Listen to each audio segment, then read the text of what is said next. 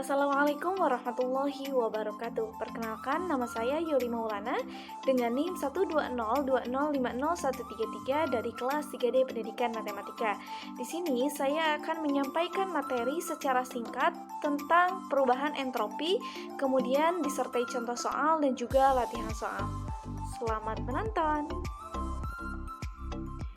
Oke, bunyi hukum kedua termodinamika tentang entropi yaitu total entropi semesta tidak berubah ketika proses reversibel terjadi dan bertambah ketika proses irreversibel terjadi.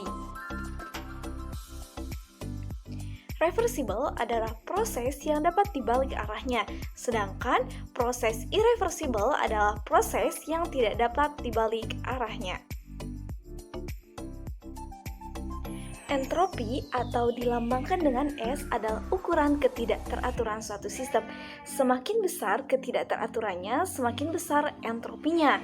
Ketidakteraturan sangat berkaitan dengan kemungkinan perubahan keadaan. Kemudian, jika sistem menjadi lebih tidak teratur, maka nilai delta S positif. Secara sistematis, perubahan entropi didefinisikan sebagai delta S sama dengan Q per T. Dengan delta S yaitu perubahan entropi, satuannya Joule per Kelvin, Q yaitu kalor, satuannya Joule, dan T sama dengan suhu, satuannya Kelvin.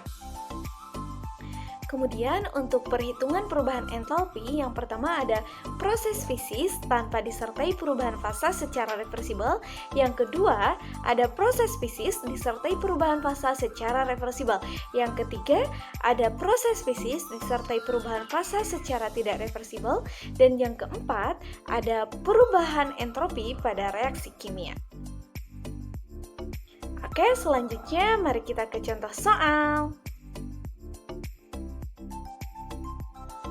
Hitunglah perubahan entropi atau delta S pada proses penguapan 20 gram air pada temperatur 100 derajat Celcius yang terjadi dengan kalor penguapan atau delta H uap 1717 kal per mol.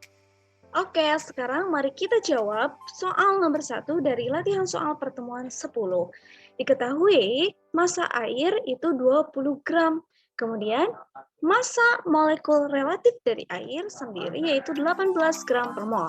Nah, karena M sama MR-nya sudah ada nih, maka kita boleh nih dapat mencari N atau mol dari H2O, di mana NH2O itu dapat dicari dengan M per MR, di mana M-nya yaitu 20 gram, kemudian MR-nya 18 gram per mol. Kita bagikan hasilnya jadi 1,1 mol. Gramnya sudah ini ya, sudah tidak ada ya, karena gram per gram itu sama dengan 1. Oke, kita next. Suhunya di soal diketahui 100 derajat Celcius.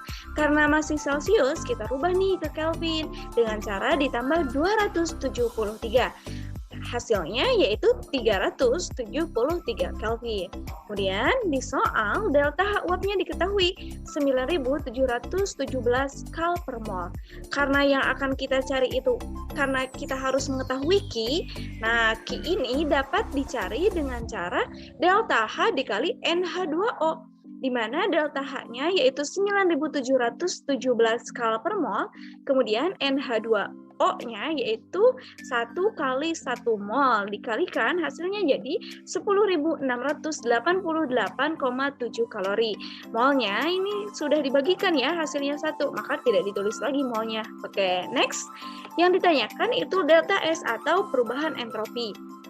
Seperti sebelumnya, rumus entropi, perubahan entropi itu Q per T atau kalor per suhu, di mana kalornya sudah kita temukan tadi 10.688,7 kal, kemudian T-nya juga tadi sudah diketahui nih, berapa nih? Yaitu 373 K, maaf ya, 373 Kelvin.